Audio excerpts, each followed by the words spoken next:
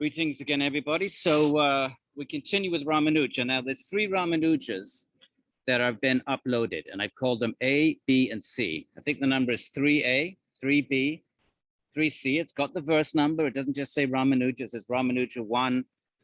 The first one we've done, that's 1.1 to 5. That would be the first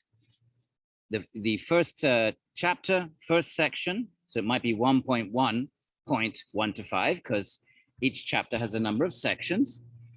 1.1, 1 to 5, we've done that, recorded that. And now we're on 3B, which is, on the syllabus, it's 2.1 verses 13 to whatever it is, 36, I believe, okay?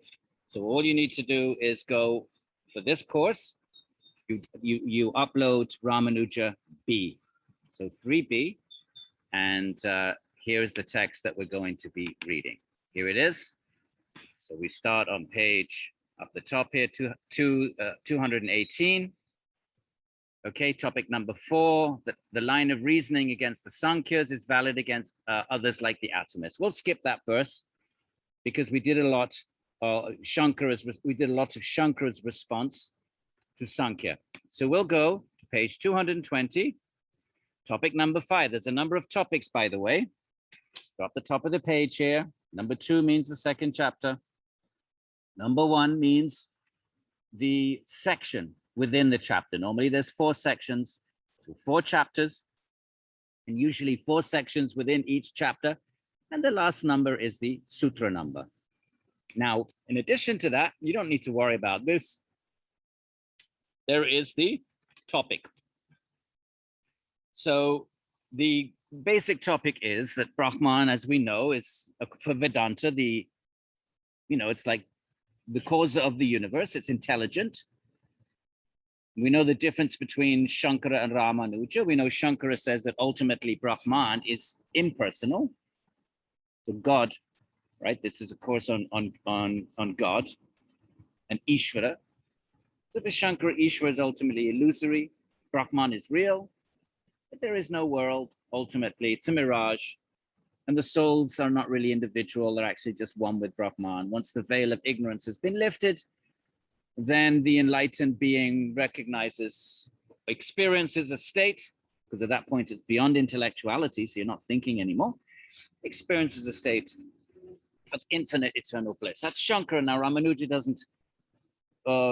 doesn't read the Upanishads or the Vedanta Sutra that way. For him, there's a real Brahman is the cause, then it's a personal being. It's God more like in a Christian sense, a personal being who has wondrous forms and infinite forms, Vishnu Narayana, and the world is real and the souls are real and they're eternally individual, okay? So now the topic is, and there may be a number of sutras in each topic. Don't get confused, my friends. It's just simple. Look, up the top. 2 is the chapter. I had somebody, email me and they were a bit confused. There's no need to be confused. There's the chapter number 2. The second number is 1, is the section within the chapter. Second chapter, first section, and then verse 13, 14, 15. We're going to be doing 13 to 36. You don't have to worry about the topics. Don't just forget them. But in case you're interested, the sutras, meaning number 13 to 36, they're clustered around topics. And let's just put in here in italics. If that's confusing for you, ignore the topics. So the topic here is,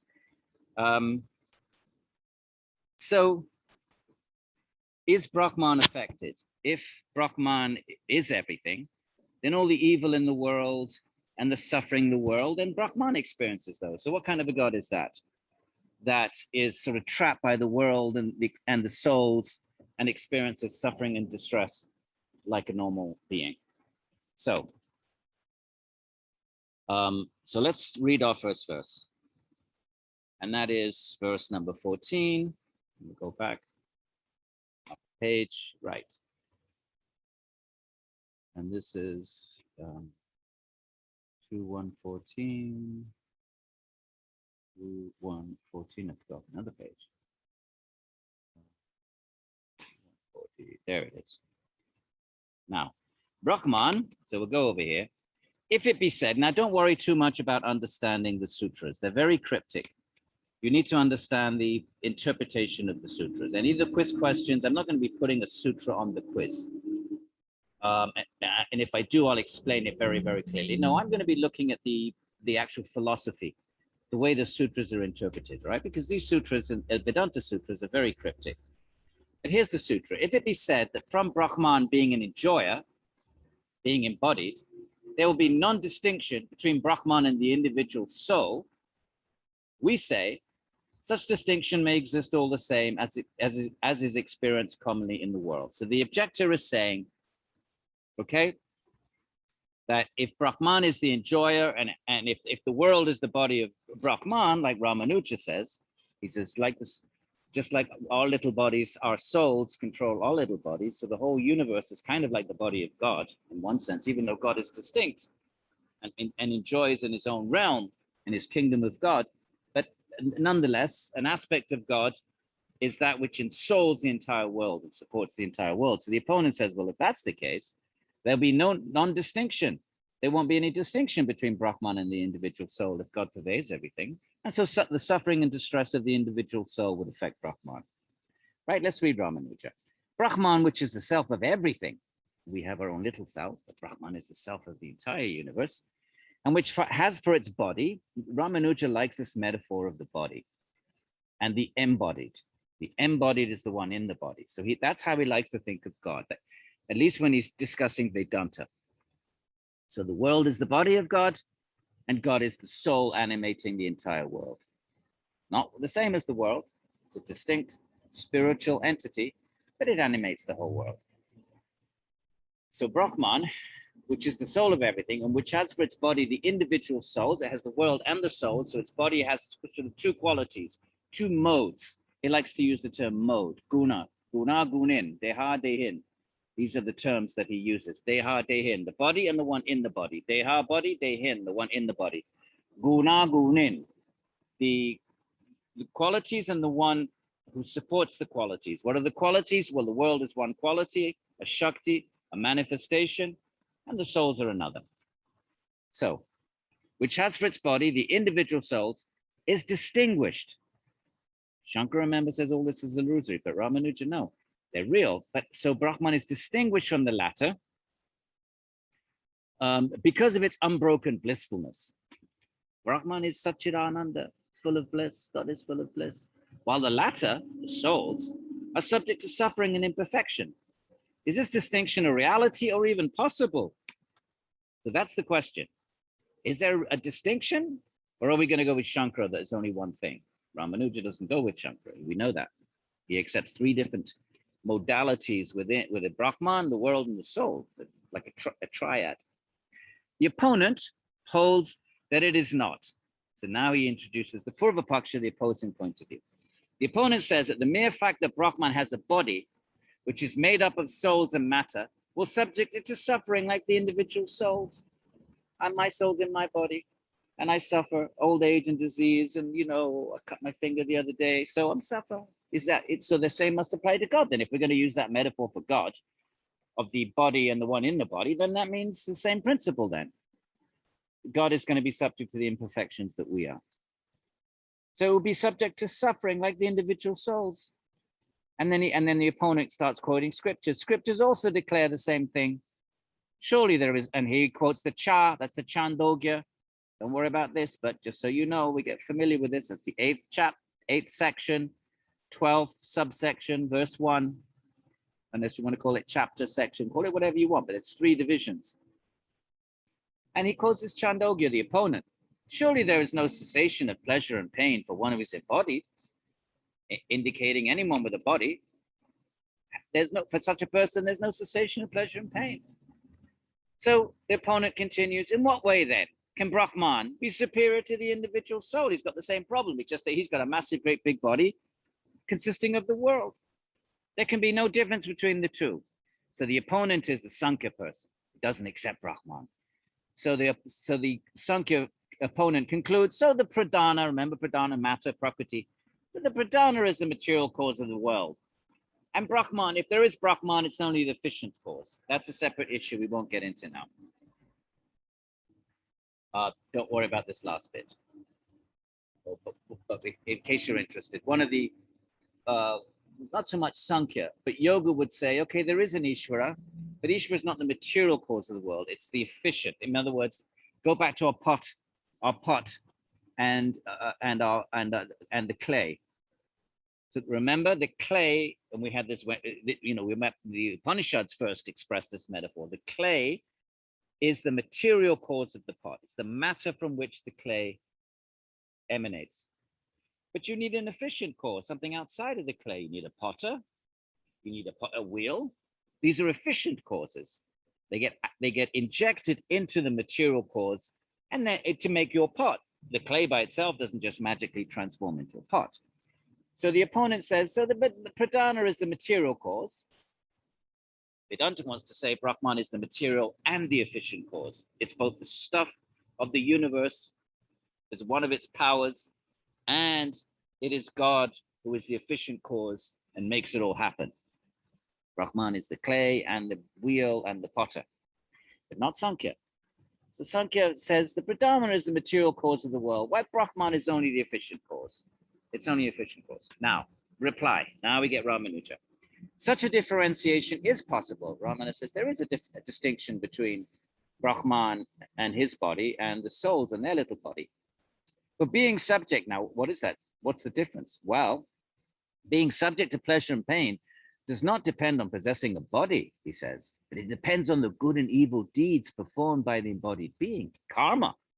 It's karma that gives us suffering or distress, and God doesn't have any karma. So he's saying there's a difference between thinking of the universe as the body of God and trying to compare it analogously with you and I, the little souls, let's call us little souls, the individual souls in our little bodies. We're subject to suffering because we're subject to karma. We get the reactions of our deeds in the past. God does. God is beyond karma. So that's his first argument. And then he says, moreover, your view will be defective in that case. He's saying, and anyway, you Sankhya have the same problem, right? Because Sankhya says that the soul is pure and free of suffering, the little soul. They don't accept the big soul, God, but they do accept the little soul. And when it's in a body, they say the little soul does not suffer, only Prakriti suffers. So if Sankhya can say that for their little soul, they would say the soul is just consciousness. The actual suffering is going on in the body mind, which is external to consciousness. Consciousness pervades it, right? Just like a lamp. Imagine a light with a lampshade around it.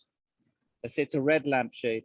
So the light illuminates the lampshade, and then the light comes out and it appears red because it's flowing through the red lampshade. But actually, there's no red in the lamp. The redness is in the lampshade, and then the light filters through it. So there's no suffering in consciousness.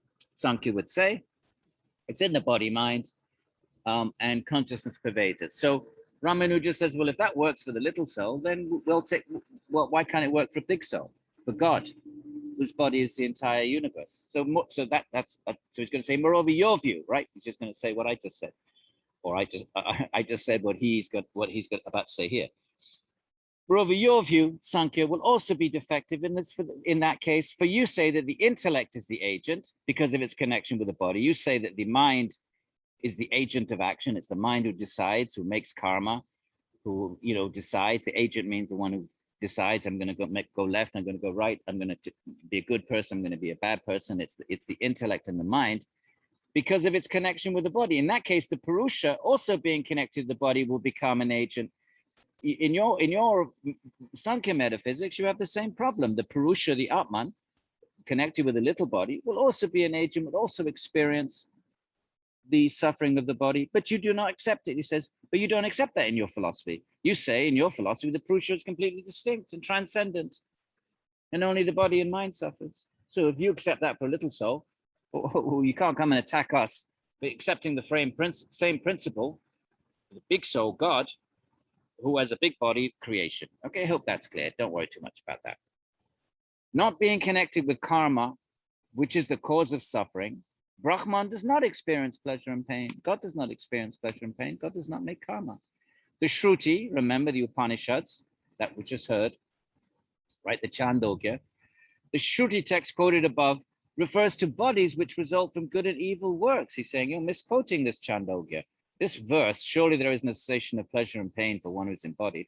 That's referring to karmic bodies. You can't use it for God. Brahman is the ruler and the individual soul is controlled by it. Brahman is the controller, the ruler, and the individual soul is the controlled or the ruled. So it's only the soul that is rewarded or punished for its good and evil deeds. The dependence of the individual soul on it being Brahman, and Brahman being independent of everything makes all the difference between the two. There's a big difference between God and the soul, and whatever the soul is undergoing is because of its karma. You can't project that onto God, who is beyond karma and transcendent. And then he gives a little example. We see even in the world the same difference between the king and the subjects, right? So the king, that would be like God and the little soul. So he's going to create a metaphor. Let's let the king be like God and the subjects, right? Though the king and the subjects are both embodied beings, they both have bodies, yet the experience of pain due to the punishment meted out for transgressing the king's orders is suffered by the subjects only and not by the king. So they both have bodies, but the king is inflicting punishment. So the subjects get punished, the citizens, if they're, criminals, not the king. So he's saying, so we even have an analogy, an approximate, a rough sort of analogy in our own frame of reference. Similarly here also Brahman, the Lord, is ever blissful, right? So the idea is the king's always having a good time, enjoying his opulence. But inflicting rewards and punishments on the subjects, but the king is beyond that. So same way with God. Similarly here also Brahman, the Lord, is ever blissful, while the souls are subject to pleasure and pain due to good and evil deeds. Yet this is the difference between Brahman and the individual souls. The former being free from all pain and ever blissful, and the latter being subject to pleasure and pain. Okay? And then he quotes some more verses from the Mundaka, which you can read. You remember, as a Vedantin, you can use logic, an argument, and metaphor, and analogy, but at the end you have to substantiate it with scripture. Everything has to be in accordance with scripture. And if your opponent quotes scripture, like Sankhya quoted the Chandogya we just read, and you don't like the interpretation of the opponent, then you have to show how the opponent's interpretation of scripture is incorrect. So therefore, Brahman has for its body the world of sentient and insentient beings, right? Sentient, that's the Atman, the souls. Insentient, that's the world of matter, no sentience, and yet does not experience pleasure and pain like the soul. So now we go on to the next topic. Topic number 6. Don't worry about the topics if you don't want to, but it may be helpful actually, because often there's 3 or 4 sutras, and if you want to see how they connected together, then go run back and look at the topic, and that will tell you until you get the next topic. So the next topic, so now we're on Sutra 15 down here, okay? And where's the next topic? Topic 7. So that's 21. So all of these verses from 15 to 21 are all dealing with a topic, a subject, and that might be helpful for you to know. So you organize your reading. Okay, this is all one argument against one school, maybe the next topic is an argument against a different school, and the topics are very helpful to let us sort of systematize things. So don't have to worry about them, but they should be helpful. Now, what's the sutra? The non-difference of the world from that, what's that? Meaning Brahman, is known from texts beginning with, and I think with the word arambhanam. Don't worry about any of that, right? He's just going to continue now. He's going to argue against the atomist. So we've discussed Sankhya. Sankhya says all reality comes from the 3 gunas, sattva, rajas, and tamas. It all comes from pradhana. Pradhana has 3 qualities, sattva, rajas, tamas, right? Rajas is energy, tamas is stillness, suppression, sattva is lightness, and so forth. That's the school of Sankhya. Now we're going to deal with the Vaisheshika, another school of ancient Indian philosophy. So this course is on Ishvara, my friends, but I also wanted you to have a little bit of a broader understanding of other schools as well. Just a glimpse. And so we'll be looking at Vedanta's refutation of other schools, and of course they're supporting God. Our course is on God. They call it Brahman, or Ishvara, right? Brahman is just a general term, and then Ishvara is the personal aspect of Brahman, right? For Rāmānuja, the person Brahman is highest. Shankara, the personal Brahman is illusory, and impersonal Brahman is highest. So what's the relationship? Let's be clear about this. The relationship between Brahman and Ishvara, in one sense, they're the same. Brahman just means the absolute truth. Okay, everybody calls it Brahman. Everybody agrees Brahman is the absolute truth. Fine. If you're a Vedantin, right? Because the text begins, remember 111, Atato Brahma Jignasu. Now we're going to inquire into Brahman. And the second sutra, Janmadhyasya Yataha. Brahman is that from which creation emanates, creation, etc., emanates. So all Vedantins except Brahman is the cause of everything, cause of creation. What's the difference between Shankara and Rāmānuja? Shankara says, actually, all that creation business, it's conventionally real, appears to be real, but it's actually a mirage. Only Brahman is true, and Brahman is not a personal being. The personal creator who creates the creation is only conventional reality. And conventional, when we're in ignorance, unenlightened, then we use this talk, we use this language of a real creation created by a real creator. So Shankara accepts Ishvara, but only in conventional reality, like the mirage, the illusory reality. But ultimately, Brahman's impersonal. Shankara. Now, what about Rāmānuja? Brahman, yes, the real world, real souls. Brahman is the support. The souls in the world are like the body of Brahman, and Brahman is ultimately Ishvara. Brahman is Ishvara in its highest expression. The highest expression of Brahman is the personal being, not illusory. The creation is not illusory, so the creator is not illusory for Rāmānuja. So there's a real Ishvara, a real Bhagavan, a real God, a real Vishnu Narayana, the name that, you know, the being that Rāmānuja identifies as God. Okay, so hopefully, I have no way of telling how all this is sinking in. That's the defect of asynchronous courses. But feel free to email me, or I have these, if you want to, I have office hours. I sent you all an email after my other class on Thursdays, so that'd be 6 o'clock. I'll linger and just jump in. I sent you the link. Just say hi, if you have some questions, but let me know ahead of time. That's all. And then, feel free. And if that time doesn't work, we can arrange some other time. I'm available. Right, so now we have to, done with Sankhya, okay, finished. We're not going to deal with Sankhya again, at least not immediately. So now another school. Sankhya says all of this world comes down to the three gunas, pradhana, property. The opposing metaphysical school, it's still Vedika, it's still a Vedic school, says no. Ultimately, if you dissolve the world, right? Sankhya would say, dissolve these trees, the mountains, dissolve you get to particles, dissolve that, you get to forces, dissolve that, you get to mind stuff, mental intelligence, dissolve that, and you get to pradhana, which is the three gunas. Full stop. You can't dissolve it anymore. Stop sign. Shishika says no. If you dissolve things, you're going to end up with particles that are distinct, and it's kind of a bit like modern physics.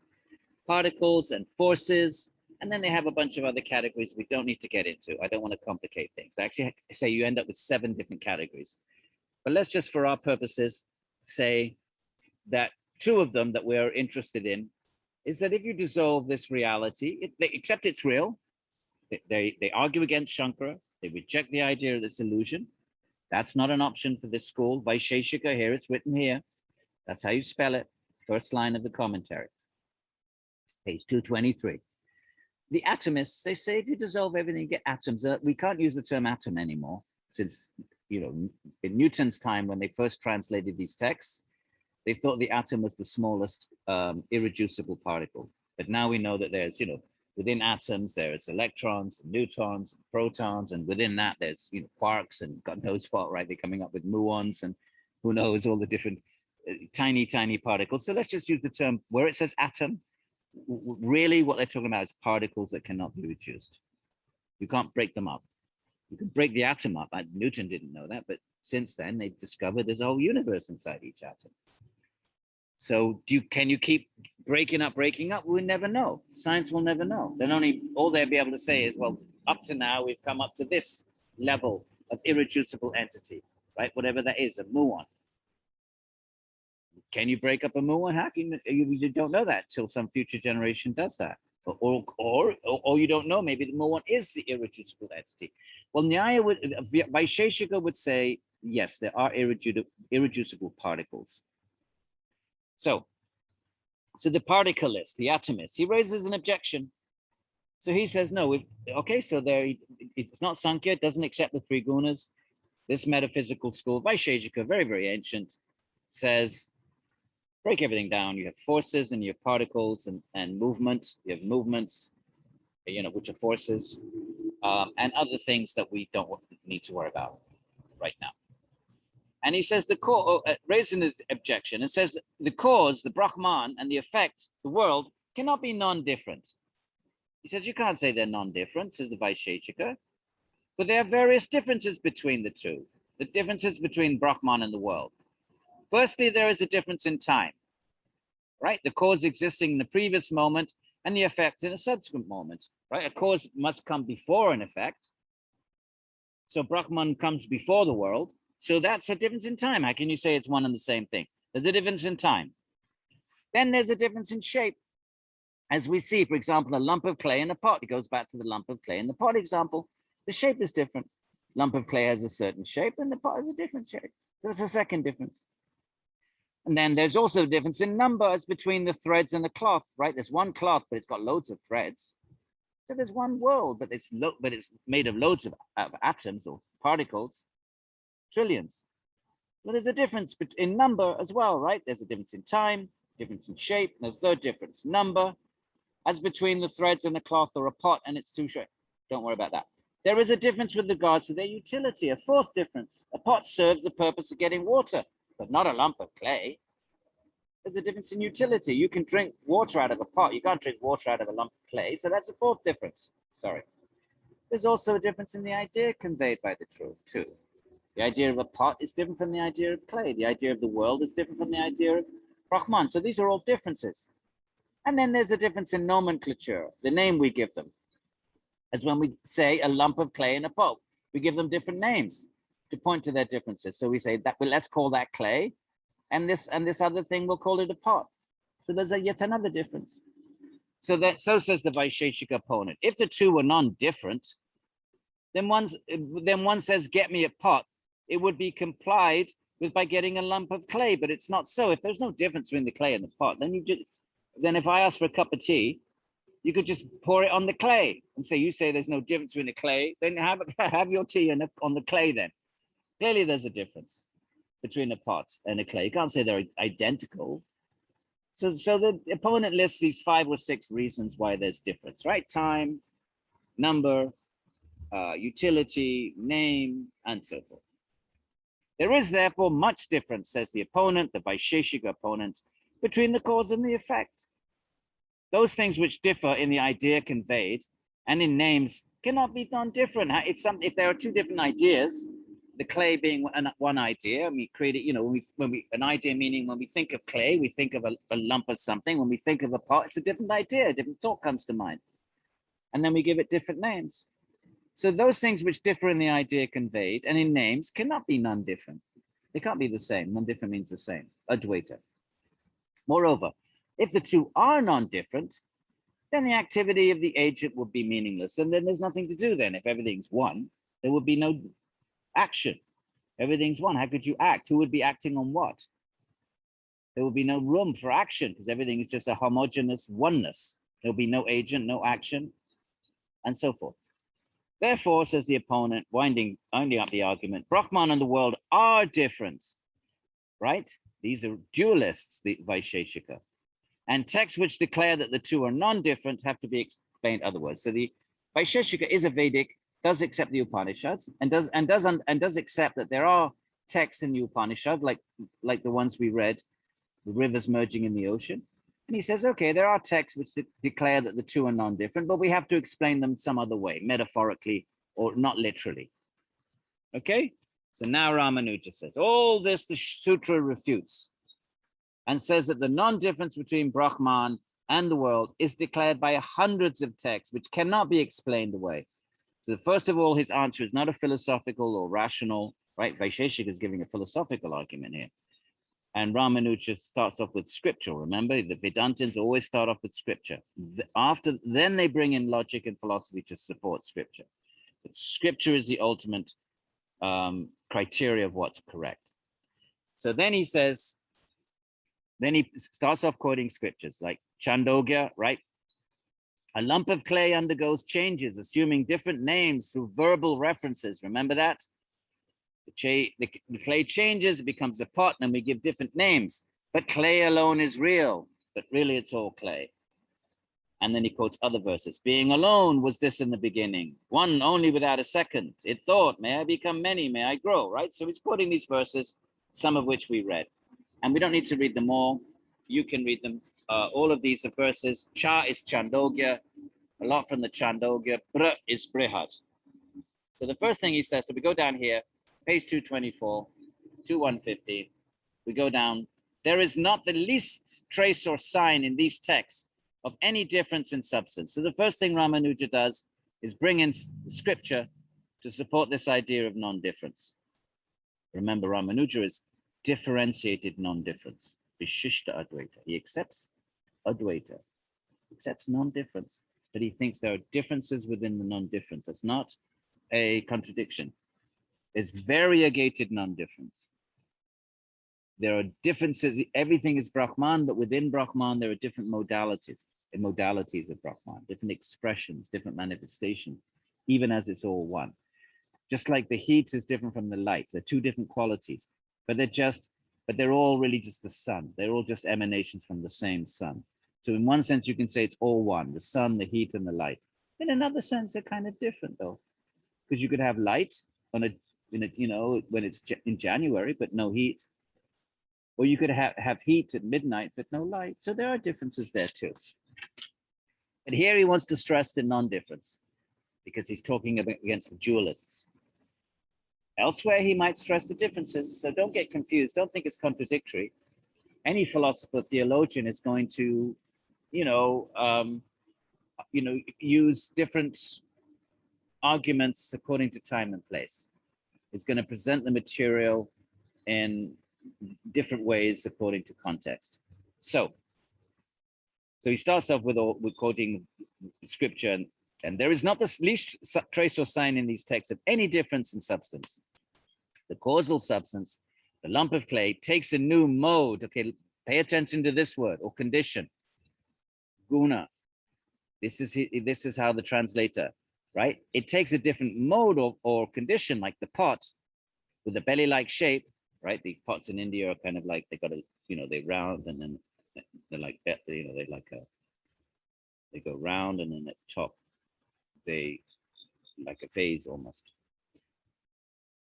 So he says that it's the same, the causal substance is the same, it just takes a new mode or condition. It's one, but it may take different conditions, or Rāmānuja accepts that. The activity of the agent also becomes meaningful. In that case, then you need an agent for a substance to take on a new modality. Something has got to make that happen. That's Ishvara. So the opponent, Vaisheshika said, what's the point of an agent then if everything's one? There's nothing for the agent to do. There's no room to operate. As the causal substance is recognized in the affected state, the effect that comes from the cause, right? The causal substance, Brahman, God. The affected state is the world of names and forms, things. Forms. We know there's a world like that because we see forms, and we give names to them. So, so as the causal substance is recognized in the affected state, also as having attained a new mode or condition, there is no need to assume a different substance. It's not a different substance. The pot does not, the pot doesn't come from some other substance. It comes from clay. It's just clay. The very same clay has taken on different modes or conditions, There's no need to assume a different substance, which is not perceived. What are you going to say that it comes from some second, some other kind of substance? No, the pot comes from the clay. Therefore, the world, which is the effect of Brahman, is non-different from it. It's non-different from Brahman, the world, in one sense, because it's a mode or condition. It's Brahman in a particular state, in a particular condition, manifest in a particular modality. Okay, let's keep going. And because the cause is, this is all one topic now, up until we get the next topic, so it's all following on. And because the cause is recognized in the affected state, right? In the pot, you recognize the clay. So in the existence of the effect, the pot, remember the pot is just a substitute for an object in the material world. So when you want to talk about an object out there, a real object, can't name everything. So you have to have something represent everything. So in Indian philosophy, it's a pot, let the pot represent any object. So in the existence of the effect, the pot, for example, one recognizes the cause, the clay, and one says this pot is clay. Hence the non-difference of the cause and the effect. It is just like Devadatta. Remember, if you want to just refer to any random person, you want to say a person. So in Sanskrit, you say Devadatta.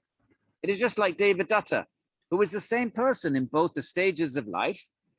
So the same person in childhood and youth, even though there's also change. But it's the basic substance is the same. The basic person is the same. That's Rāmānuja's point. The substance is the same. The underlying substance, think of it, sub-star, standing sub, below. Sub means below. Star means to stand, to support. That which stands below this world, supports it, maintains it, energizes it, creates it. That's Brahman. So don't get confused by the word substance. It's that which the substance is that which supports qualities and other other attributes. So Devadatta is the same, even though it's the same causal substance, which is passed over into a different condition. It's the same Devadatta, but Devadatta is passed from the condition of youth to the condition of old age. But the causal substance, Devadatta himself, the being underpinning those changes of body, remains the same. Since the same substance is perceived in both the cause and the effect, the difference in idea and words is dependent on the difference in state and condition only. So we use one word for the cause, but when we talk about the effects, then we use different names and ideas and words. So the difference in idea and word, this is a pot, that's clay, this is a clay plate. So the different ideas between a pot and a plate made of clay, different words we use. That's just a difference in state or condition of the same clay, which is their substance from which they're made. So in that sense, the effect therefore is non-different from the cause. Not radically non-different like Shankara. Rāmānuja doesn't go all that way to say they're completely non-different. Shankara says they're completely non-different, and if they're completely non-different, then the world must be illusory then. If there's really no difference between the cause and the effect, then it's meaningless to talk of cause and effect. There's only one entity, Shankara says. And therefore, the effect must be illusory. It's not real. Rāmānuja doesn't go that far. No. Effect is real. World is real. Souls are real. But they're they're different modalities. Right. And on account of the existence of the other, the effect as the cause. Right. Let's just read the commentary. Will help us. It's just the same thing. He's making the same argument. The effect exists in the cause. The two are non-different. The effect is spoken of in terms of the cause, both in common parlance and in the scriptures. So all these effects, the pots, the plates, etc., were mere clay in the morning. Thus the effect is recognized in the cause. We can call them pots and plates, or we can just say they're clay. Really, it's not wrong to say they're clay. They are clay. They just clay taking on new modalities. All right. The clay which is found in the pots, plates, etc., was formerly perceived as a lump. Being alone was this at the beginning. There was Brahman alone in the beginning. Then Brahman transforms, and as part of Brahman, the world and the souls then transform into the world. Okay. Now we have an opposing point of view. If it be said that on account of the effect being described as non-existent before creation, the conclusion of the previous sutra is not true, we say not so. Such designation being due to another attribute from the latter part of the text, reasoning another Shruti text. Okay, what does all this mean? Rāmānuja will help us. An objection is raised. In the beginning, there was non-existence, okay?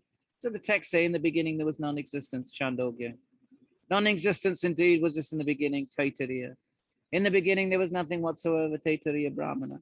Texts like these declare the non-existence of the effect. In common parlance, also we say these pots, plates were not in the morning, right? We say, oh, there was, in the morning there were no. Potter came along, got the clay, and then by the afternoon he'd made pots and plates. So we say they didn't exist in the beginning. So it's not correct to say the effect exists in the cause, says the opponent. The effects didn't exist at a certain time. There's a difference in time. You can't say the effect exists in the cause, because when you have a lump of clay, there's no pots and plates to be found in it.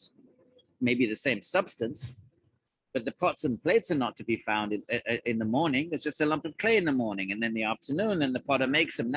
Okay, fine. Later on, you have pots and plates, but you can't say the effect is in the cause, says the opponent.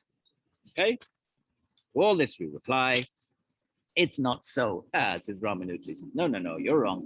It is called non-existence as the effect had earlier a different quality, not because of its being entirely non-existent. He's saying it's not that it was totally non-existent in the morning, it existed as the clay, but the effect had a different quality. The shape of the pot hadn't emerged, its potential in the clay, but it hadn't really emerged.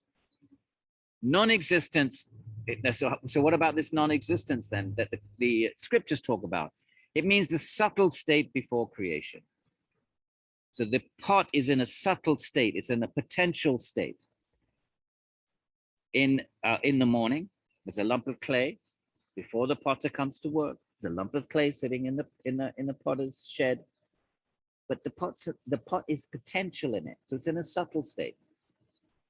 And then the potter brings out that potential and makes the pot. That's what Rāmānuja is saying. So you can't say it's non-existent completely. It's kind of there in a latent potential state. That's all he's saying. The physical pot's not there, hasn't emerged yet, but its potential is in the clay. That's all he's saying. So likewise, before creation, let's take the analogy to God, Brahman, everything is in a quiescent state. Creation hasn't emerged. Remember that creation is cyclical. So, but it's all latent. It's potential. Creation is potential within Brahman, and emerges at the right moment. Okay, so it's latent, it's potential. He calls it subtle. Some theologians say it's in the mind of God. God hasn't created it, but it was in the mind of God, if that helps. So non-existence, okay, subtle. In common parlance, gross manifest state with names and forms is said to be its existence. As opposed to this, the subtle state without names and form is called non-existent. So he's saying the language of the text, when the text talk about non-existent, they don't mean the substance isn't there. It just means it hasn't emerged yet. The names and forms, the form of a pot, and we give it the name pot, that hasn't emerged yet. So therefore it's non-existent. That doesn't mean the substance is there. The gross, so the gross manifest, but when it does manifest, when the potter brings it out of the clay, that's the gross manifested state with names and forms, and we call that existence. But as opposed to this, before it comes out, it's in a subtle state, it's latent, without names and forms. We haven't made the pot yet, so we can't call it anything. We haven't made it, and we call that non-existence in a sort of a loose sort of way. It doesn't mean there's absolute non-existence. I hope that's clear. Shankar would say that ultimately the world absolutely does not exist. Before creation, the world was not manifest as names and forms, but was in a subtle condition. And hence it is said to be non-existent. How is this known? And then he quotes a bunch of verses. Okay, the Shruti, remember, are the Upanishads. And then he goes, and he quotes different Shrutis. So may I be, Aitariya Brahman. That non-existent one formed the resolve, may I be. It was in a subtle state, and then the Brahman God said, may I be. And then it becomes manifest. All right. So let's move on. That's a little bit slightly dry. Okay, and like a piece of cloth, threads, when arranged in a particular way, are called a cloth. And they thus acquiring a new nomenclature, a new name, and utility. So, but really, they're just threads. But when you put them in a certain arrangement, but then we change the name, we think of them differently. It creates a different idea. We think of it as a cloth when the threads are put together and woven. But the threads are there all along. But when they're put together, then we change the name. We don't call it threads anymore. We say it's a piece of cloth. It really is just the threads. So thus acquiring a new name and utility, cloth can be used in ways that threads can't. The same is the case with Brahman also. Okay, before creation, there's Brahman. Everything is latent, potential. And then the creation of names and forms. You know, the creation emanates. Things emanate in creation, like universes and planets and oceans, and we give all those things names. We call them mountains, we call them so names and forms. We see the forms, we give them names. Then that's just human speech. Forget verse 20. Now we're on topic 7.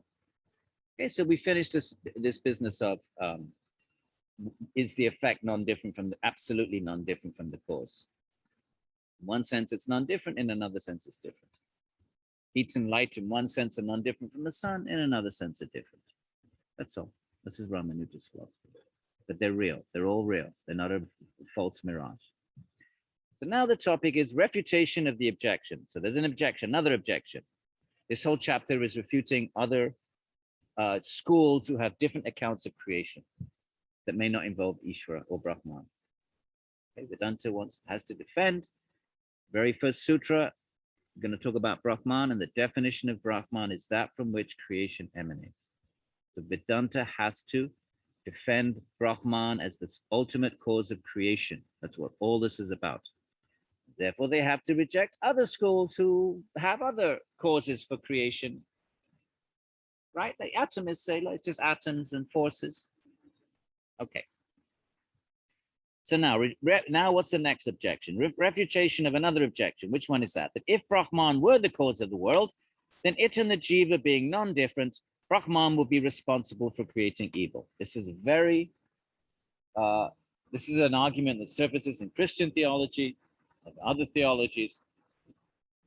If God caused the world, then God's responsible for creating evil. God created everything. He's created evil then, hasn't he? You want to say God is the creator and Lord and the support of everything, then he's responsible somehow for evil. That's a objection. Let's see, this might be more interesting, my friends. If you found the previous discussion a bit dry, let's see if you find this more interesting. Till now, says Rāmānuja, the objections of Sankhya and Vaisheshikas to Brahman being the material cause of the world have been answered through reasoning. There are two schools, Sankhya, a lot of that we did with Shankara. Rāmānuja accepts a lot of those arguments, except for the one that the world is unreal. He doesn't accept that. But otherwise, the basic idea that pradhan cannot be, is not intelligent. So it can't, pradhan by itself cannot create the world. There needs to be intelligence. So with that, he agrees with Shankara, even though Shankara ultimately says the world is unreal. I'm not going to keep on about that. I hope you've got it. And the Vaisheshikas, right, they say everything is just these little tiny particles and forces. So they object to Vedanta. So Rāmānuja feels that they've received a response in the previous verses. So now he's going to take up a new objection. Now an objection to Brahman's being the efficient cause is taken up for refutation. And what is that? On account of the individual soul, the other, not God, the individual soul, being stated as non-different from Brahman, the verses say that the Atman and Brahman are somehow one. For Shankara, they're absolutely one. For Rāmānuja, they're like sparks to the source. The spark is eternally a spark. There would arise, what would there arise? In Brahman, the defects of not doing what is beneficial and the like. If Brahman and Atman are the same, this world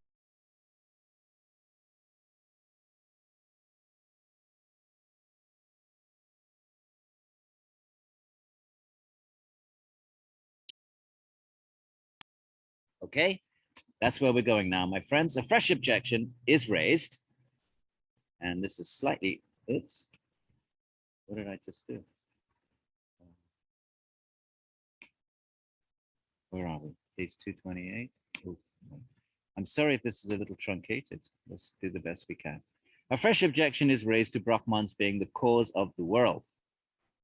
Since Brahman and the world are non-different, right? In some sort of way, all Vedantins accept that they're non-different, although they understand non-difference differently. Rāmānuja's understanding of non-difference is that there are, within the non-difference, there's distinction between God, the world, and the soul.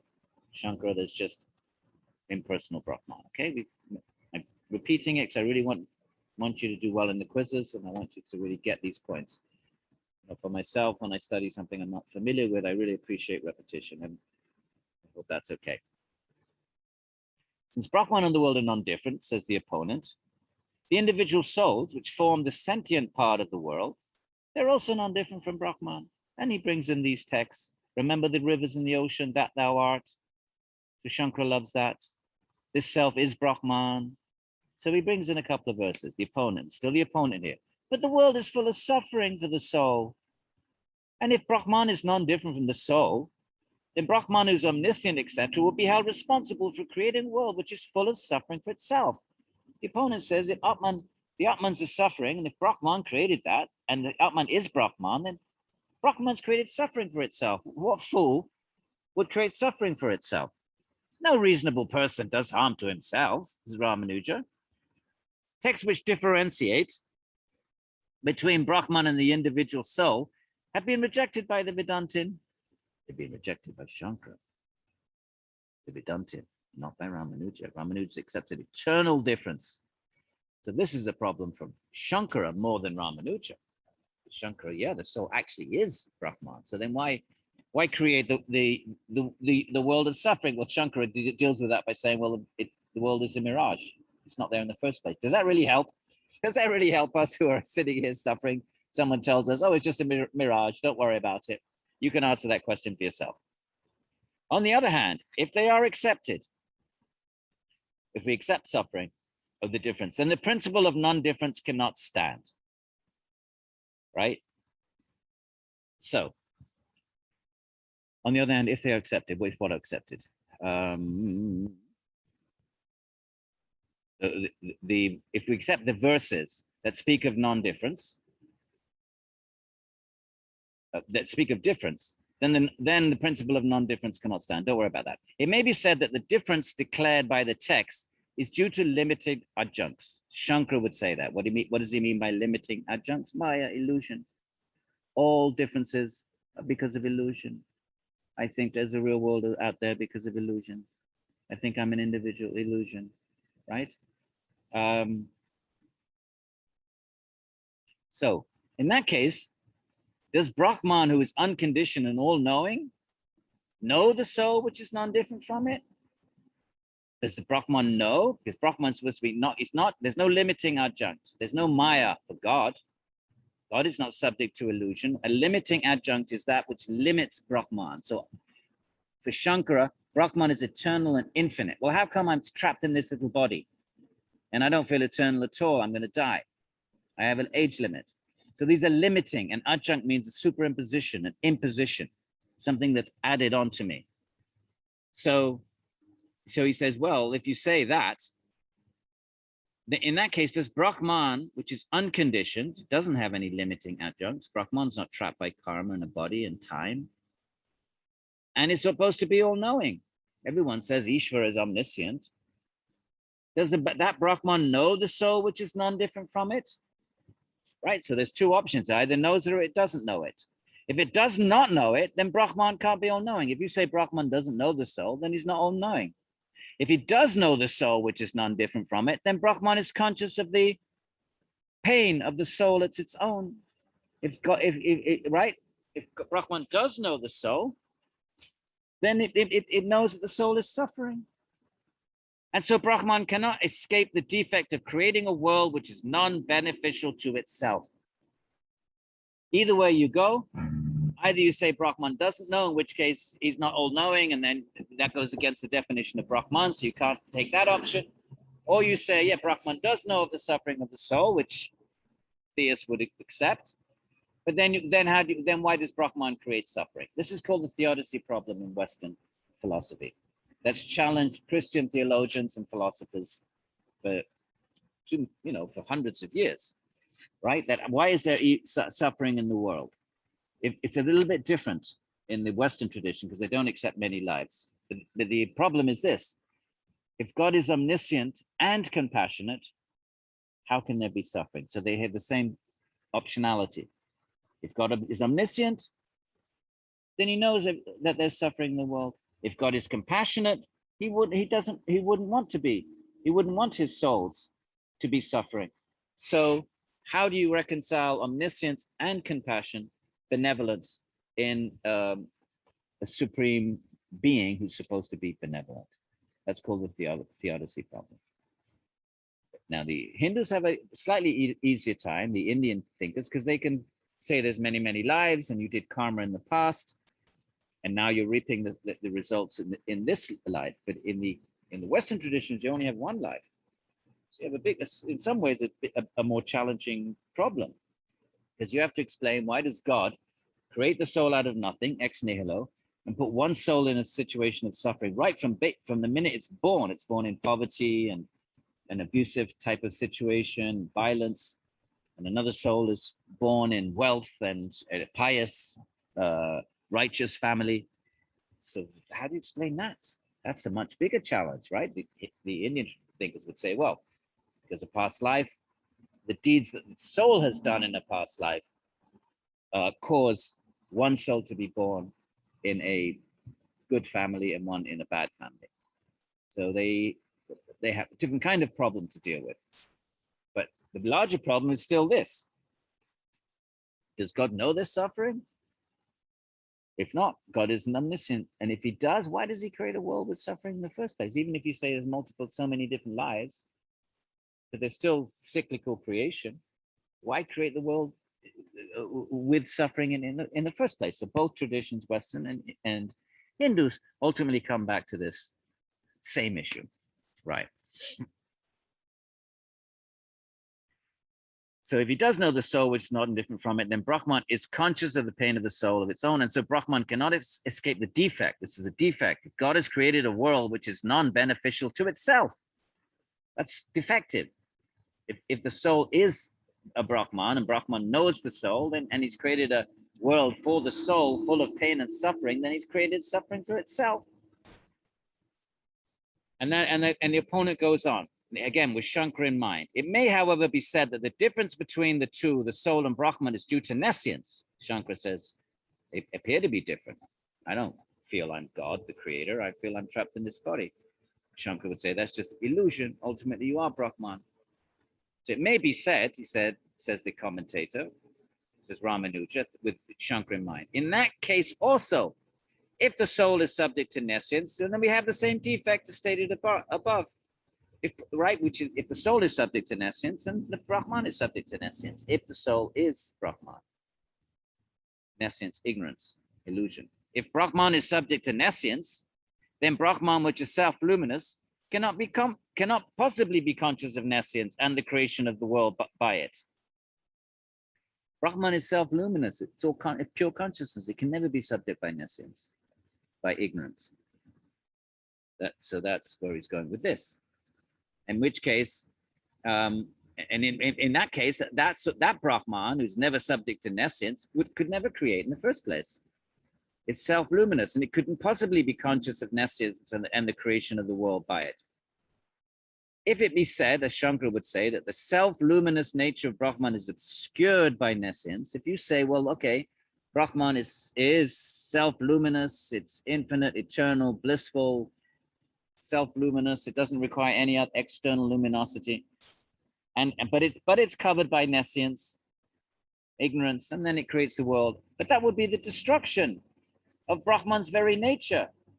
Or in other words, of Brahman itself. If you say Brahman is covered by nescience, that goes against the very nature and definition of Brahman. Brahman, by definition, is that which is beyond ignorance. It's like saying the dark sun. The sun by its very nature is light. You can't have a dark sun. So all of these reasons, then, the view that, and then what's the opponent wraps it all up. The view that Brahman is the cause of the world is thus untenable. If you say Brahman is the cause of the world, you can't account for suffering. Why would Brahman create a world that's full of suffering? And if it's the same as and if it's non-different from the souls, then it's created suffering from itself. What kind of lunacy is that? What kind of nonsense is that? It makes no sense. Okay, so let's read this bit. On account of the statement in the Shruti, now they're going to quote verses again, Upanishads, of difference. There's a difference between the individual soul and Brahman. Brahman, the creator, is something more than the individual soul. This is Rāmānuja. Rāmānuja is going to say, yes, they're one in one sort of sense, but they're different. The sun is one with the light, but it's different. So whatever's going on in the light here, right? There's things going on in the light that doesn't affect the sun. Let's say the light shines on on some dirty substance. Well, that dirty substance does not affect the sun. Okay. Soul is one with God, is a part of God, supported by God, sustained by God, but different from God. So let's have Rāmānuja say it in his own words, but refutes the objection of the last sutra. Don't worry about that. Brahman is something different from and superior to the individual soul. So the opponent is proposing a radical monism and a Shankara type of relationship where Brahman is Atman and raising these objections. And Rāmānuja probably agrees with them. Yes, we also, Rāmānuja also rejects Shankara's version of oneness. But he says, but in Rāmānuja's view, Brahman is actually something different from and superior to the individual souls. And now he's going to speak about the difference. Previous arguments, he was talking about the sameness. But his philosophy is same and different at the same time. Vishishta Advaita. It's Advaita, it's all one, but there's differences within it. So there's both differences and non-difference. Again, the sunlight is, in one sense, the same as the sun, but also different from the sun. If you remember that analogy of the sun and its powers, you will understand the notion of oneness and difference simultaneously, or difference in oneness, which is Rāmānuja's specific school. So he quotes verses that speak about the difference. He is the cause of all, the ruler of the individual soul. He has no parent, nor is there anyone who is his Lord. Remember the Shvetashvatara, the Rudra, there's a triad, there's three, the Lord is above. He is the repository of all good qualities and the master of all sciences. He is the controller of matter and spirit and the Lord of the gunas. So distinction. Notice the Shvetashvatara, very theistic Upanishad. So it's easier for Rāmānuja to quote the Shvetashvatara than the Chandogya. Chandogya stresses the oneness much more. Shveta stresses the difference. This is the challenge that all Vedantins have. They have to make sense of the Upanishads, which are not systematic, which say different things in different places. The Chandogya, talks of rivers merging in the ocean. There's no difference. The Shveta talks about Rudra, God, distinct from the soul. So how do you make those two fit together? You have to if you're a Vedantin, because you accept the Upanishads as revelation. There's no inconsistency in them as far as you're concerned. You have to find ways of reconciling them. Okay. So let's read one more topic, and I think that we'll wind it. I'm not sure how long we have been. How long is the class? Where's the clock on this thing? It should be a. Let me just go down here. I think if I stop share, then it's 1 hour 11 minutes. Okay, so we've got 9 more minutes, and we'll read one more verse, and we'll go back to screen share, and we should be fine, my friends. I don't want to start a new topic and cram it in at the end. I hope you're doing okay with this. I really do. I have no way of knowing, and that's just the way it is with asynchronous teaching. I think I'm looking forward to going back to the classroom and actually meeting you all. So now, and as in the case of stones, it is an impossibility. Just as it is, so what's the argument? Just as it is impossible for stones, wood, herbs, etc., to be of the same nature as Brahman, right? Matter is not the same as God. So also it is important. So now he's stressing the difference. Remember, depending on the argument he wants to make, depending on the opponent, he's sometimes going to stress the oneness of Brahman with everything, and sometimes the difference. His philosophy accommodates both. It is differentiated oneness. It's oneness and difference combined. And depending on who he's talking to, he's going to stress one modality or the other. Don't get confused. That sometimes he speaks about unity and sometimes about distinction. It all depends who he's talking to, who the opponent is. Any good philosopher does this. Any theologian does this. Any good teacher is going to stress one thing in one time and then stress a different thing at another time, depending on what the question is, what the opponent is, what the issue is, what the context is. It's not a source of confusion. You just have to be mature and ask yourself, why is he stressing oneness in this case? Who is he talking to? Why is he stressing difference in this other case? Who is he talking to in this other, this other case? Okay, so I have to be careful of not doing that. In the case of stones, so what's all this about? Just as it is impossible for stones, woods, herbs, etc., to be the same nature as Brahman, so also it's impossible for the individual soul, which is subject to imperfections, to be one with Brahman. There's a difference as well. This has been explained previously, right, in chapter 1, 422. We didn't read that, so let's read on.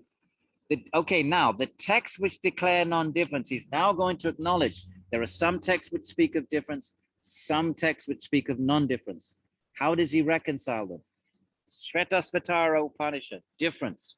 Shiva, Rudra, God, souls, world, difference. Chandogya, rivers flowing to the sea, non-difference. So there are different texts which some speak of difference, some of non-difference. So what, now he's going to discuss them. The texts which declare non-difference, Advaita, between them, between what? Stones, wood, matter and Brahman. Those texts declare the fact that Brahman has the individual soul for its mode. Go back to this mode. It's a Shakti, a power, a modality. So insofar as it has the individual soul for its body, and it is its inner self, back to the metaphor, that God is, the soul is, and the world are body, the two aspects of the body of God. The conscious and unconscious body of God. The world is unconscious matter. The soul is conscious individual entities. Both of them together are the body of God. These bodies can have, like the sun has two qualities, heat and light, they're different. So God has, and it's sustained by the sun. So God's body has two qualities, the world of matter and the world of soul. Okay. So it has its mode meaning it's a quality, an expression, and an emanation.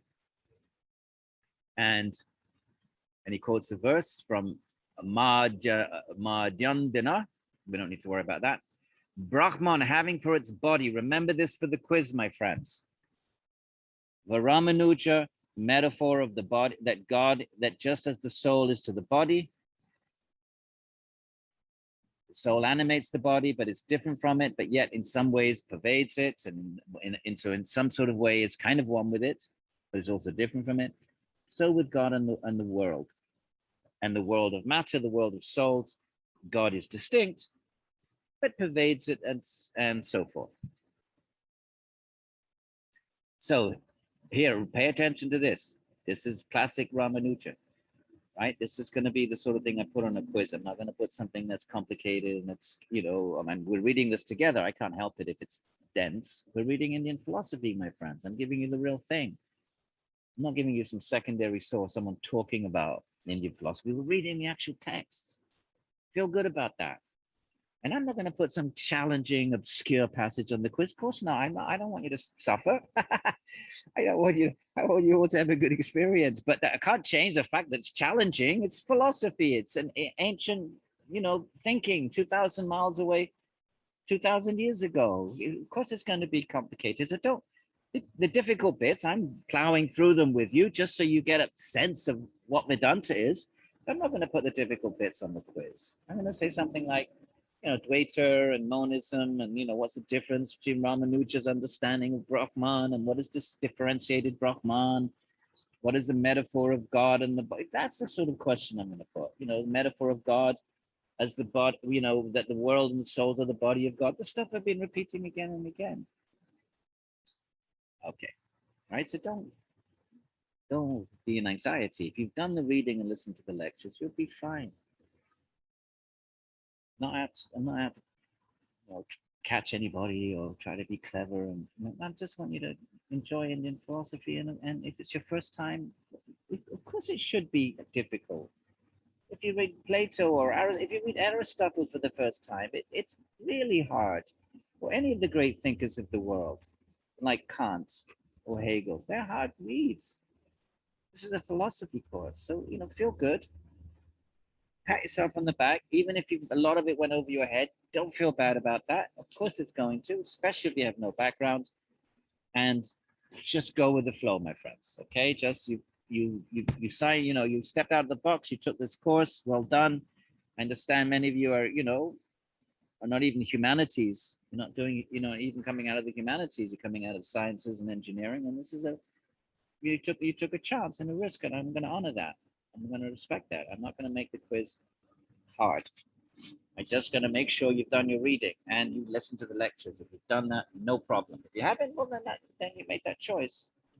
And the quiz, it's a dharma. I have a dharma. I have to make quizzes. I can't help that. It's my dharma. It's my duty as a professor. I don't like to do that. But we're not in an ashram.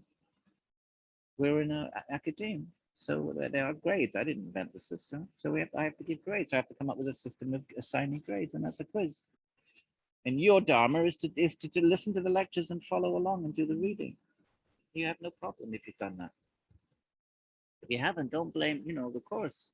We all make choices. Right, now, Brahman having for its body, back to the body metaphor, the sentient and insentient world in its subtle condition is the causal state, right? Brahman is in the causal state, and Brahman having for its body the same world in a gross form is the affected state. So the gross material world is the effect.